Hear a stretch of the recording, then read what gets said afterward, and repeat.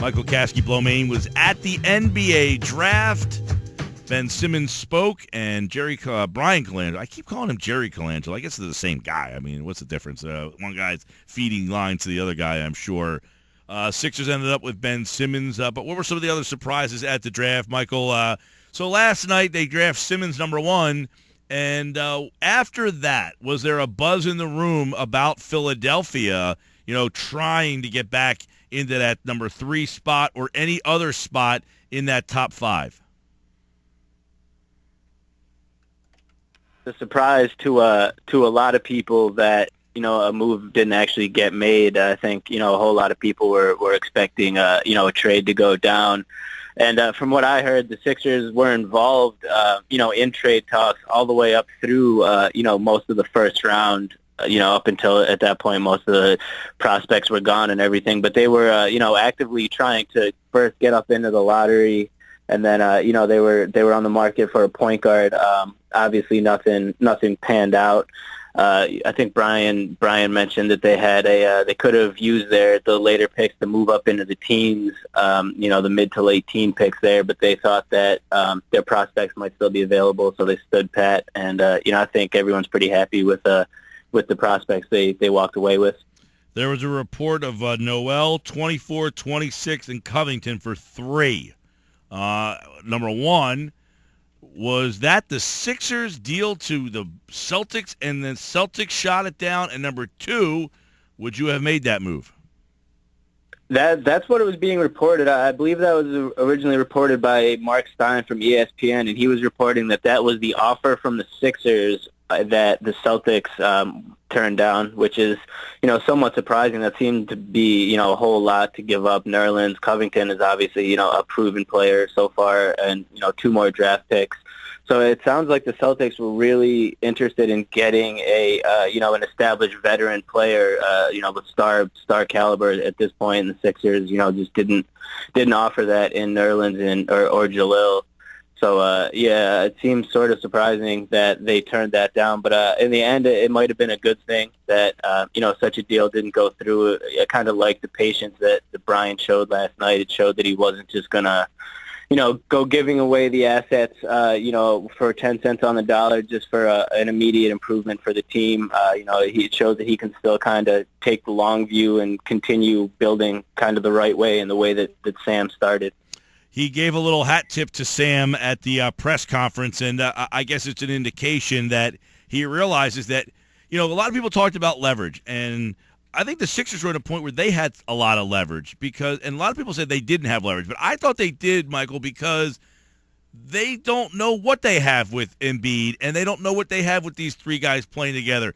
So the leverage for them is, we're okay checking out to see if those guys can all play together. We're okay to see if Embiid can play because, quite frankly, we don't have any expectations. So I thought the Sixers did have some leverage, and I agree with you. I'm glad that Colangelo kind of realized that and didn't just make a deal to make a deal. Yeah, absolutely. I think a lot of the fever to make a move, a lot of that is coming from the fans. I think the front office realizes that it's, extremely unlikely that the pairing of all of those, forwards are going to work together.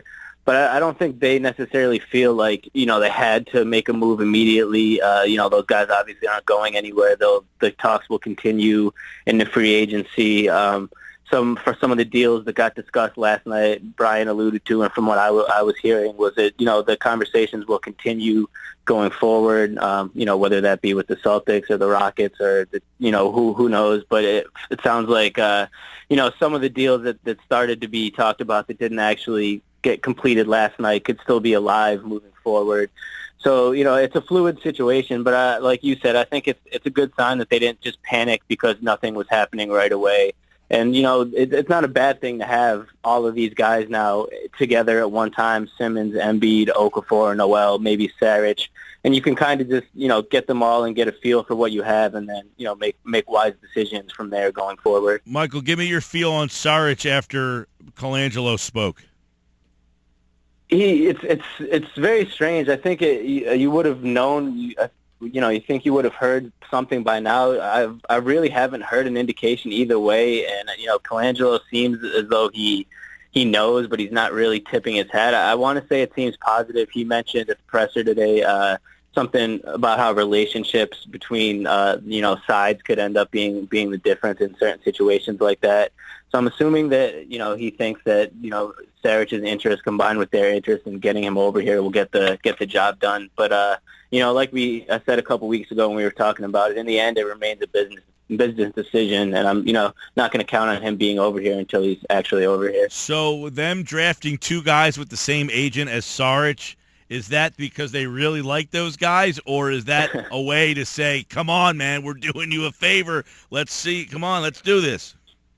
Yeah, especially the fact that they drafted his teammate. That really makes you think that it's kind of a sign. Him and Korkmaz is who I'm referring to. It seems to be a little bit more than a coincidence that they would take guys like that, same agent, same team, guys that he's familiar with. So I really do think they're trying to get him over here now. So this can just kind of be the summer where all the pieces come and they can move forward rather than having, a couple lingering pieces, left out. I think if Saric came over this summer and joined Embiid and Simmons, that's just a whole lot coming at one time that they would like to have happen. But, I don't have any inside information on the Saric situation. It's extending longer than I actually expected. I thought we would have an answer by now. But, hopefully soon we'll know one way or another. Michael Kaskey-Blomain at the draft last night, at the Real Mike KB on Twitter. So we have Simmons. They drafted 24 and 26, just like it was printed out to be. No trades, no nothing. Do they become active in this stage starting on Thursday when free agency opens up? Do they become more active than maybe we anticipated? We thought they'd be active on draft night. That didn't happen. So does the activity start on Thursday? Yeah, absolutely. I think it's necessary at this point, just looking at the roster, the way it's constructed. And that doesn't necessarily mean, a huge move like the one we were referring to with Noel or Okafor is going to happen right away. But, the team definitely needs, a point guard. They need to address that situation. They didn't end up getting one in the draft, obviously. They didn't end up getting one through a trade. So, a veteran point guard, even if, all signs indicate that they're going to look at Simmons down the road to be a point forward type player. But regardless of that, in the short term, you still need a veteran point guard that can run an offense and bring the ball up the floor and, do all the traditional point guard things. So I think that will be a A1 priority that they'll look to address in free agency. And then, like I said, about some of the deals that were discussed, I think they'll continue to play the phones and talk to some of these GMs about, deals that were already on the table and make tweaks to them and go from there. And, in a situation like that later on in free agency is when we might see one of the bigger moves that I think the fan base has been waiting for, whether it be, Noel or Okafor. What about signing a big-name free agent?